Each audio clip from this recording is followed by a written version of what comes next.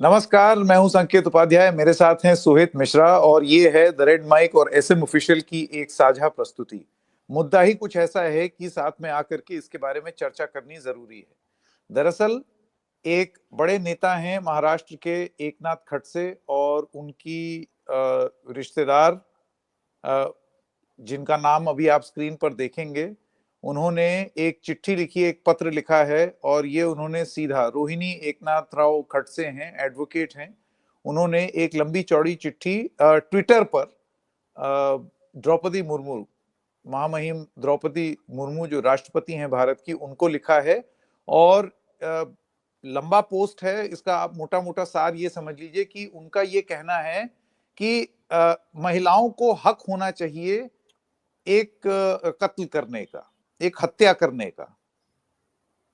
ऐसी बात एक नेता क्यों कर रहा है? उसके पीछे की वजह क्या है? और वजह कुछ भी हो, क्या extra judicial form of justice को आप जस्टिफाई कर सकते हैं? आज हम सोहित से ये जानने की कोशिश करेंगे कि कौन है रोहिणी खड़से, उन्होंने ये बात क्यों बोली, और कैसे ये बात करना और ये मांग करना, आपकी वजह कुछ भी हो, कितनी गलत है। सोहित, आपका बहुत बहुत स्वागत। मैं चाहूंगा दर्शकों को आप सबसे पहले तो शुरू करें ये बता करके कि रोहिणी खड़से कौन है, उन्होंने क्या मांग रखी, और किससे रखी। जी। संकेत, बहुत बहुत शुक्रिया।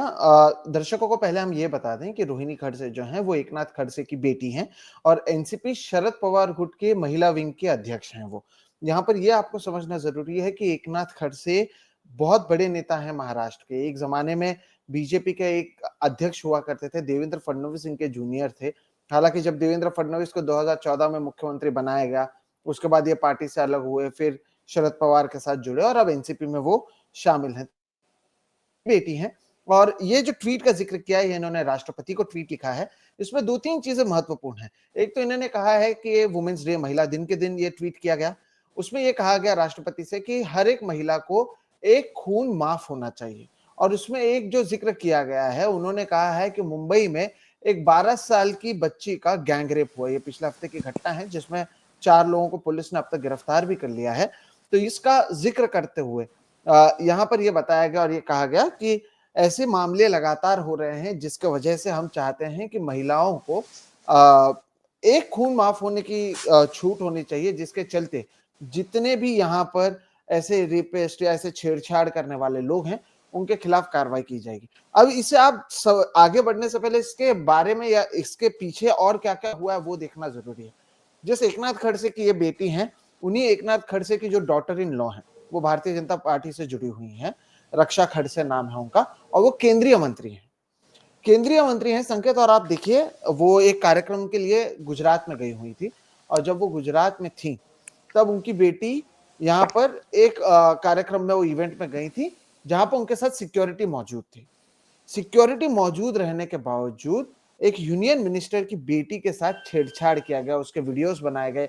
और जब उन सिक्योरिटी गार्ड्स ने रोकने की कोशिश की तो 30-40 लोगों का जत्था आ गया वहां पर, बहुत हंगामा हुआ। जिसके बाद यूनियन मिनिस्टर जब वापस महाराष्ट्र लौटी तब उनको पुलिस स्टेशन जाना पड़ा और शिकायत दर्ज करना पड़ा, जिसके बाद अब जरूर कार्रवाई की गई है, लोगों को पकड़ा गया। लेकिन यह मामला सामने आने के बाद यह सवाल उठने लगा कि पुलिस की मौजूदगी रहने के बावजूद अगर यूनियन मिनिस्टर की बेटी के साथ छेड़छाड़ हो रहा है तो महाराष्ट्र में कौन सुरक्षित है। यह घटना सामने आया ही था कि पुणे में स्वारगेट नाम का एक जगह है, एक बहुत बड़ा बस स्टॉप है जहां से लगातार बसेस आते जाते रहते हैं। और वहां पर सुबह के समय एक और लड़की के साथ कथित रूप से बस के अंदर बलात्कार किया गया। वो भी मामला बहुत बड़ा बना था। उसके बाद उसमें भी आरोपी को पकड़ा गया। तो एक के बाद एक जिस तरह से ये मामले सामने आए हैं, उसके ही अगर आप देखें इर्द गिर्द में ये वाला पत्र लिखा गया है। हालांकि जो इन्होंने लिखा है क्या वो सही है? तो नहीं, वो सही नहीं है। उसका भी मैं आपको उदाहरण दे देता हूं। आप ही के साथ हम दोनों ने मिलकर साझा बातचीत की थी संकेत, आपको याद होगा, बदलापुर के बारे में। बदलापुर में 4 साल की 2 छोटी बच्चियां जिनके साथ कथित यौन उत्पीड़न का मामला हुआ था, तब पुलिस ने एफआईआर दर्ज नहीं किया था। फिर बदलापुर स्टेशन पर रेल रोको हुआ था। उसके बाद एक आरोपी अक्षय शिंदे नाम का, उसे पकड़ा गया था और फिर बाद में यह कहा गया कि अक्षय शिंदे पुलिस वाले से गन छीन रहा था, उसका एनकाउंटर किया गया। अब जब अदालत में ये मामला गया तब पता चला कि जो एनकाउंटर था वो फेक था। अक्षय शिंदे जिस स्कूल में सफाई का काम करता था, वहाँ के सीसीटीवी फुटेजेस गायब हैं। क्या एक सफाई कर्मचारी इतना ताकतवर था? आपने इंस्टेंट जस्टिस के चक्कर में अक्षय शिंदे को मार दिया। हम ये नहीं कह रहे कि हो सकता है उसी ने ये सारी चीज़ें की हुई हैं, लेकिन क्या वो अकेला था? तो जवाब है नहीं। इसके पीछे और भी कई लोग शामिल थे जो बच गए और इस सब के बीच में ये ऐसी चीज़ें जो तालिबान में होती हैं, ऐसी चीज़ें वहाँ पर होती हैं जहाँ पर डेमोक्रेसी नहीं होती है। अगर आप वैसी माँग यहाँ पर करने लग जाएँ कि एक खून माफ होना चाहिए, तो ये कहाँ तक जायज़ है? फिर तो हर कोई कितना कितने लोगों पर कितने आरोप लगते हैं, तो क्या हर किसी को एक खून माफ होना चाहिए? ये एक ऐसी बात है जो शायद डेमोक्रेसी में तो नहीं की जा सकती, होनी भी नहीं चाहिए, लेकिन इसके ज़रिए इनकी कोशिश भी है टारगेट करने के संकेत उन तमाम लोगों को जो सत्ता में मौजूद हैं और जो वुमेन की सिक्योरिटी को लेकर जो लगातार मैंने 3-4 आपको एग्ज़ाम्पल दिए हैं, उसी के इर्द-गिर्द ये वाला जो मामला है वो सामने लाया गया है।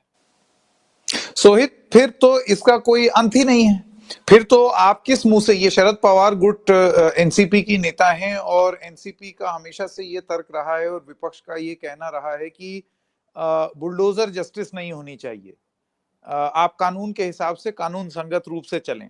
कानून अगर ठीक से काम नहीं कर रहा है तो उस पर सवाल पूछें, लेकिन बुलडोजर न्याय नहीं देना चाहिए। फिर तो इस हिसाब से तो जो इन्होंने लॉजिक दिया है, फिर तो बुलडोजर न्याय भी जस्टिफाइड है।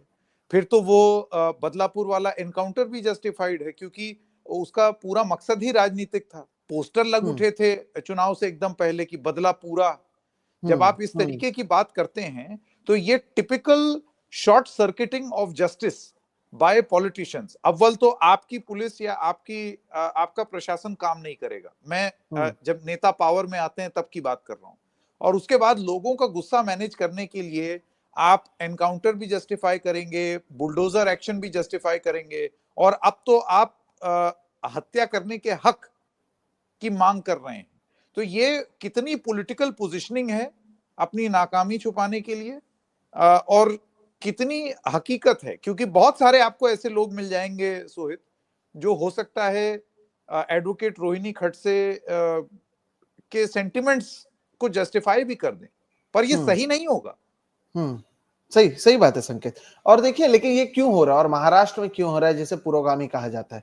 क्योंकि यहाँ पर आप देखेंगे कि पिछले 6-8 महीने या चुनाव के पहले से ही जो पॉपुलिस्ट घोषणाएँ होती हैं ना, वो लोगों को बहुत पसंद आई, ये सब नेताओं को पता चल गया, चाहे वो सत्ता पक्ष में हो या विपक्ष में हो, कि ऐसे कुछ पॉपुलर बात कर दो, चाहे उसका हाथ-पैर हो या ना हो। जैसे मसलन के तौर पर लाड़की बहन में जिस तरह से ₹1500 को 2100 कर रहे हैं, जबकि आपके बजट में पैसा ही नहीं है, तो अभी तक आपने ₹2100 किया नहीं है। आप समय पर पैसा नहीं दे पा रहे, एक उदाहरण दे रहा हूं मैं। इस तरह के जब आप पॉपुलर घोषणाएं करते हैं तो आपकी पॉपुलैरिटी बढ़ती है। ये मैं भी मानता हूं। अब ये तो खुद एडवोकेट है, अब आप बताइए, यहाँ पर ये एडवोकेट हैं, ये कानून जानती हैं और ये खुद इंस्टेंट जस्टिस और साथ ही साथ ये कह रहे हैं कि एक खून माफ होने की बात हो, तो ये संविधान में कहां पर आप एक तरफ एडवोकेसी की बात करते हैं, आप अपने आप को एडवोकेट कह रहे हैं और दूसरी तरफ ऐसी बात कर रहे हैं। और आपने जो कहा बिल्कुल ठीक है, फिर तो हर एक चीज जायज है। मीरा रोड में जब दंगे हुए थे, वो बेचारे मुस्लिम थे जिनके कोई लेना देना नहीं था इन दंगों से, उनके जो बिजनेसेस थे उनके ऊपर बुलडोजर चलाया गया, फिर पथराव हुआ, फिर तो हर एक चीज को आप जस्टिफाई करेंगे। ये फिर महिलाएं क्यों, फिर पुरुष भी कहेंगे हमें भी एक खून माफ होना चाहिए। तो इसी तरह से अगर आप करते रहे तो आप कहां पर रुकेंगे और इसका अंत कहां पर होगा? पहली बात तो ये। दूसरी बात, अ, अब आप महाराष्ट्र का एग्जाम्पल लीजिए। चलिए, अगर ये इंस्टेंट जस्टिस पे कई लोग, क्योंकि आपने कहा कि कई लोग इनकी बातों को सही भी मानेंगे, तो एक सवाल सामने यही पूछा जाता है, बदलापुर में आरोपी का एनकाउंटर किया गया, वो फेक है नहीं है उसे हम साइड में रखते हैं। क्या उसके बाद यहाँ पर महिलाओं के खिलाफ होने वाली कार्रवाई कम हुई है? क्या इसके बाद महिलाओं के साथ छेड़छाड़ रुकी है? ये जो आप इंस्टेंट जस्टिस की बात या एक खून माफ की बात कर रहे हैं, अभी तक तो कई लोगों को फांसी की सजा हुई है। हमने दूसरे राज्यों में भी देखा है कि कैसे ड्रामेटिक तरीके से सजा दी गई। क्या उसके बाद महिलाओं पर हो रहे अत्याचार में कमी आई? क्या इसी तरह से इंस्टेंट जस्टिस से ये अत्याचार कम होंगे? तो जवाब है नहीं। आपको इसके लिए एक तो लॉ एंड ऑर्डर बेहतर करना होगा। आपको इसके लिए ये करना कहना और ये करना भी ज़रूरी होगा कि हमारा जो सिस्टम हो वो इतना सही काम करे कि जब बदलापुर के 4 साल की 2 बच्चियों के घर वाले एफआईआर दर्ज करने जाएँ, तो उनको 12 घंटों तक पुलिस बिठा कर ना रखे। तो यहाँ पर काम करने की ज़रूरत है, लेकिन ये सब ना करते हुए इस तरह की ट्वीट की जाती है। और संकेत, जब इस तरह की ट्वीट की गई तो आज अंजलि दमानिया एक जानी मानी यहाँ पर एक सोशल लीडर है, उन्होंने कहा कि एक जमाने में एकनाथ खड़से ने मेरे खिलाफ, इनके पिताजी ने उनके खिलाफ कुछ अभद्र टिप्पणी की थी, जिसके खिलाफ उन्होंने पुलिस में मामला दर्ज किया हुआ है। तो अगर एक खून माफ है तो अंजलि दमानिया को भी एक खून माफ होना चाहिए, फिर तो हर किसी को एक खून माफ होना चाहिए। तब क्या ये उनका समर्थन करेंगे? क्या उस समय रोहिणी खड़से इसका समर्थन करेंगे?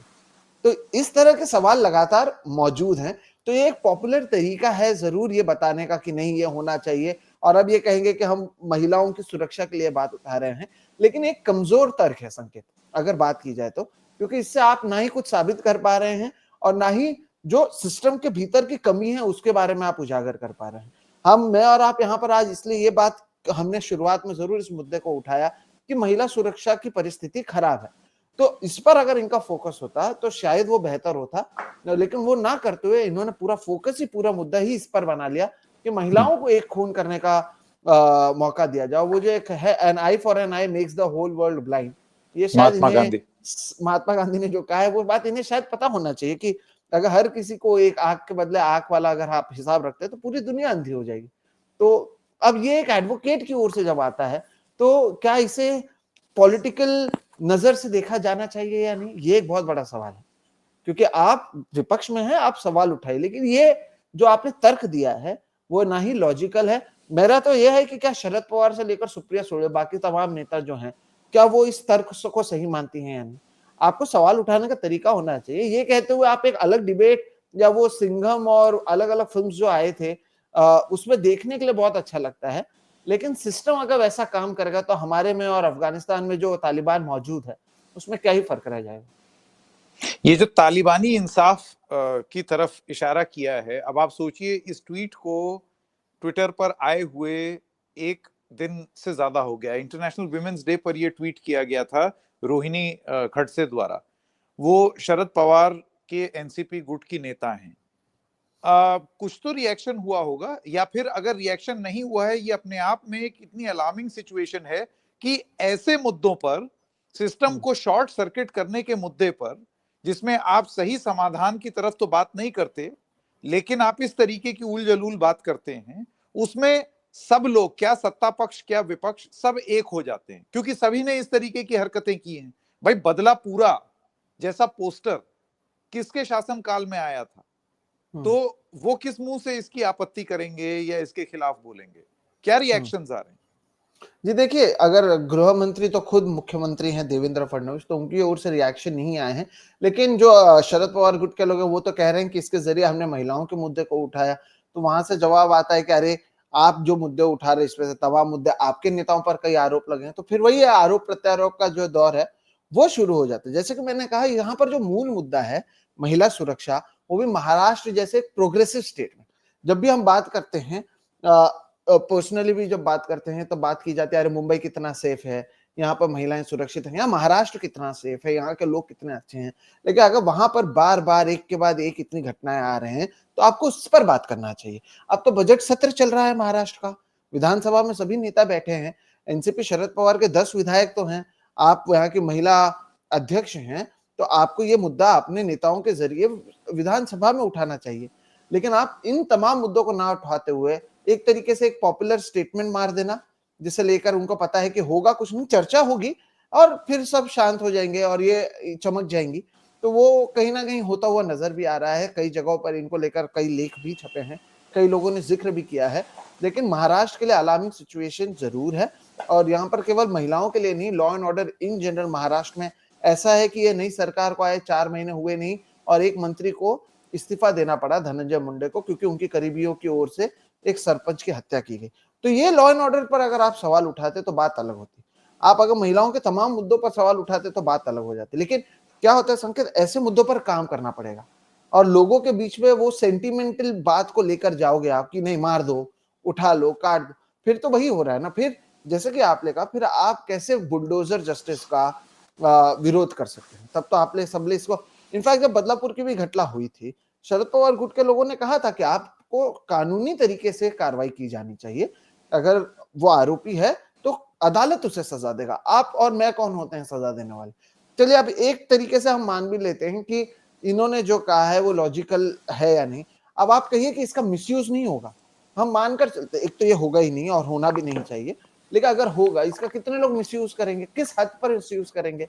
जैसे कि अंजलि दमानिया ने भी कहा कि क्या उन्हें एक खून माफ हो, और एकनाथ खड़से एक जमाने में उनके खिलाफ, इनके खुद के पिता ने उनके खिलाफ इतने अभद्र भाषा का इस्तेमाल किया है, जिसके खिलाफ उन्होंने केस किया हुआ है, जिसका जिक्र वो लगातार करती हैं, तो क्या एकनाथ खड़से के खिलाफ भी एक खून माफ अंजलि दमानिया को होना चाहिए या नहीं? शुरुआत घर से ही कर लीजिए आप, फिर आप बात कीजिए इसके बारे में। तो नेताओं ने जरूर इस बात को ये कहा है कि ये उनका अंदरूनी राय है, हम लगातार काम कर रहे हैं। ये तमाम बातें होने के बावजूद सच्चाई ये है कि महाराष्ट्र में हर जगह पर वुमेन रिप्रेजेंटेशन की कमी है। महिलाओं की सुरक्षा को लेकर जरूर सवाल उठाना चाहिए। पिछले वाली सरकार में केवल एक महिला मंत्री थे और उन्हें भी महिला मंत्रालय दिया गया था। जब उसे लेकर कई सवाल उठाए गए तो इस बार 2 महिला मंत्री हैं, एक को महिला मंत्रालय दिया गया है उसमें से ही, और दोनों जो है, एक पंकजा मुंडे हैं जो मुंडे परिवार से आती हैं, एक अदिति तटकरे हैं जो सुनील तटकरे की बेटी हैं। तो ऐसा नहीं है कि कोई नेपो किड ना होते हुए, या जो ऐसा हो कि जो बड़े खानदान से ना आए और उन्हें आपने मंत्री बनाया है, तो ऐसी भी बात नहीं है। तो ये सारी चीजें मौजूद है। आपको सवाल उठाना चाहिए था, ये उठाना चाहिए था कि रक्षा खड़से की बेटी के साथ पुलिस मौजूद होने के बावजूद अगर लोग उसे छेड़ रहे हैं, ये जानते हुए कि ये यूनियन मिनिस्टर की बेटी है, तो लॉ एंड ऑर्डर का सिचुएशन कहां पर गया? आपने ये सवाल नहीं उठाया, आपने सीधा वही एक पॉपुलर बात, जैसे कि मैंने कहा, वो कह दिया और आपने ट्वीट कर दिया, और आप एक्सपेक्ट भी, हमको भी पता है कि राष्ट्रपति भवन से इस पर कोई जवाब तो आने वाला है नहीं, तो इसलिए ये कर दिया। और एक तरीके से खास तौर पर रीजनल मीडिया में इसे लेकर सुर्खियों में बनी रही, अब इसे लेकर सवाल वो उठा रही हैं। लेकिन क्या शरद पवार से लेकर सुप्रिया सुले, उनके पार्टी के लोग ही इस मुद्दे को सही मानते हैं या नहीं, यहीं से इसकी शुरुआत की जानी चाहिए। लेकिन आया यहाँ कुछ पर चर्चा, रिस्पॉन्स? जी देखिए, अब तक तो नहीं आया है। अब ये मुद्दा क्योंकि उठा है तो जरूर आएगा, लेकिन फिर इसे मैं आपको अभी बता देता हूँ, इसे उनका एक निजी मत कहते हुए मामले को रफा दफा कर दिया जाएगा। चर्चा होनी चाहिए तो वो इस मुद्दे पर होनी चाहिए कि महिलाओं की सुरक्षा इतनी खराब क्यों है। हमारे यहाँ पर सुप्रिया सुले के खिलाफ उस समय के एकनाथ शिंदे गुट के मंत्री ने ऑन कैमरा अभद्र भाषा का इस्तेमाल किया था और किसी ने कार्रवाई नहीं की। आपको वो सारे मुद्दों का इस्तेमाल करना चाहिए था अपने पॉइंट को स्ट्रांगली प्रेजेंट करने के लिए। लेकिन ये एक पॉपुलर बात कहकर आप जो पूरा मुद्दा है, जो जो उसकी गहराई है संकेत, उसे ये खत्म कर देते हैं।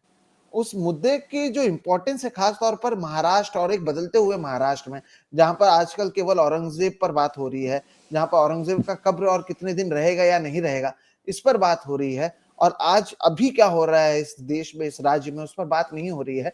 तो उसमें एक और कमजोर तर्क पेश किया गया, जबकि एक अच्छा मौका था। आप खड़से परिवार से आते हैं, आप एनसीपी शरद पवार गुट की महिला नेता हैं, आपका नाम है, लोग आपके बात को सीरियसली लेते हैं। तो अगर आप और आपके पार्टी के लोगों ने इस मुद्दे को वाकई ढंग से उठाया होता तो शायद इसके ऊपर और चर्चा की जाती।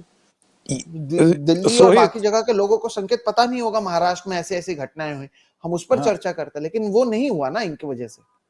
सोहित, थोड़ा सा ये खड़से खानदान के बारे में बताइए, क्योंकि आपकी बात से ऐसे लगता है कि बॉलीवुड में तो नेपो किड का चर्चा जरूर होती है, लेकिन राजनीति की नेपो किड एडवोकेट खड़से हैं।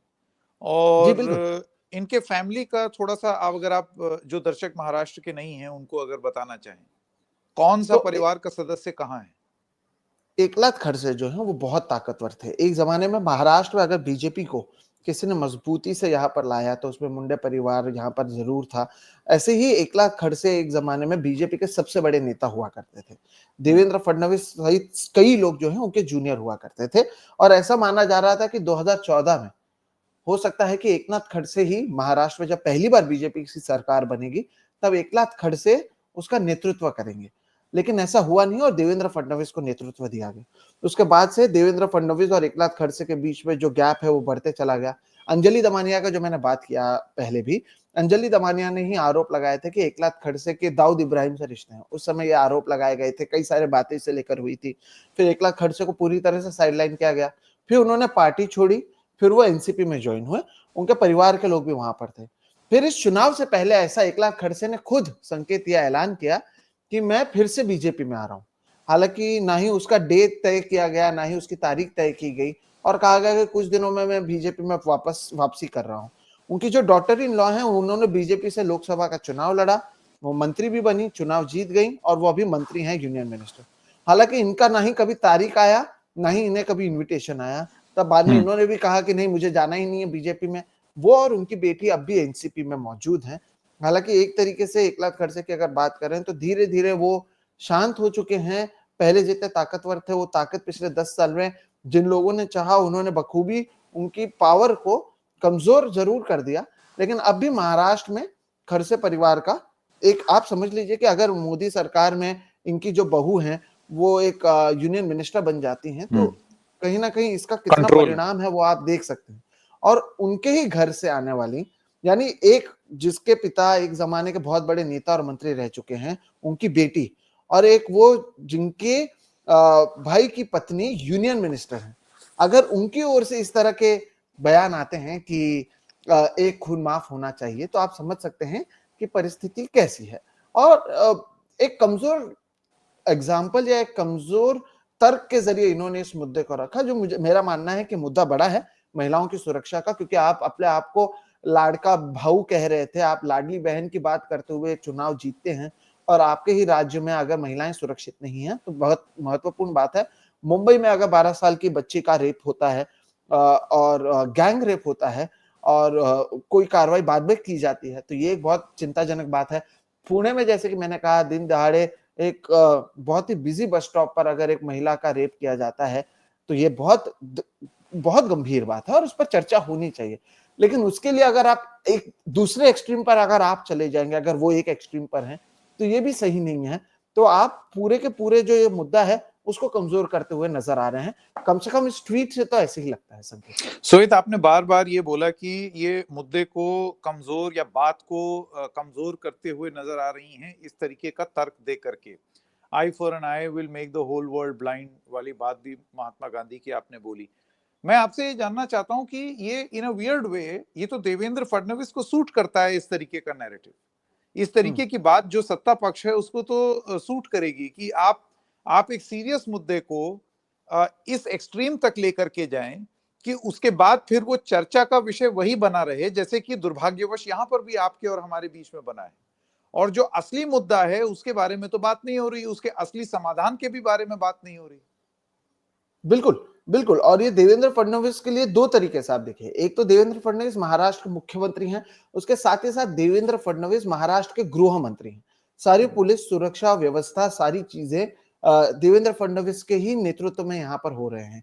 और उसके बाद अगर आप देवेंद्र फडणवीस से सवाल ना पूछते हुए, आप देवेंद्र फडणवीस को ना घेरते हुए अगर आप सीधे राष्ट्रपति के पास जाएंगे और ऐसे बात करेंगे, तो जरूर उनके जो उनकी ओर से कहा गया और जो बंदूक वाली फोटो लगाई गई थी बदलापुरा वाली बात कहकर, आप उनके ही नैरेटिव को सही कह रहे हैं। तब आपने फिर क्यों कहा कि अरे भाई, कानून और अदालत के आधार पर इसे किया जाना चाहिए, तो जरूर इसका फायदा होगा। क्योंकि वो तो यही कहेंगे, जैसे कि मैंने भी आपसे कहा, बीजेपी के लोग तो पूछेंगे कि क्या शरद पवार एग्री करते हैं इस बात से। वो हाँ नहीं कह सकते क्योंकि उन्होंने बदलापुर को लेकर एक स्टैंड लिया हुआ है पार्टी ने। तो आप या तो इस स्टैंड पर रह सकते हैं या उस स्टैंड पर रह सकते हैं।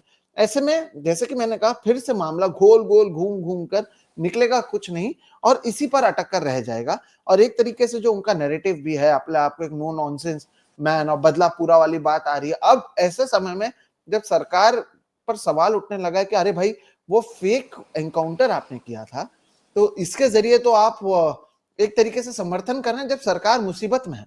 क्योंकि ना ही वो जो आरोपी था अक्षय शिंदे, उसके पुलिस के पिस्टल पर उसके बंदूक के उसके उंगलियों के निशान थे, ना ही ऐसा कुछ नजर आया था कि उसका अचानक से आपसे रिवॉल्वर छीनने की कोशिश की गई थी।